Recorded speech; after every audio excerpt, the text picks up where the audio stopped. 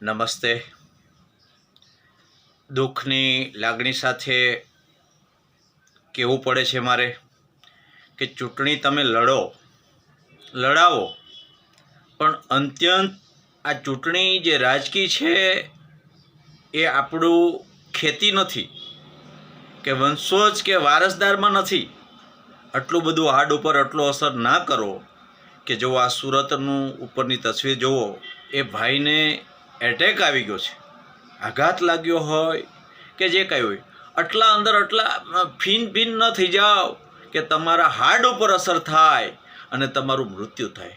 કુદરતી અકાળે મૃત્યુ થયું હશે, પણ અત્યારે કલંક લાગી ગયો છે કે આ ચૂંટણી દરમિયાન આ નેતાનું, આ ઉમેદવારનું મૃત્યુ થયું છે. તો આપણે શોકની લાગણી આપીએ છીએ કે આ દુઃખની વાત છે, અત્યંત દુઃખ છે. મને પણ દુઃખ થયું છે. ભલે હું આમ આદમી પાર્ટીનો કાર્યકર્તા અને આગેવાન છું, પણ આ દુઃખથી મને અત્યંત દુઃખ થયું છે.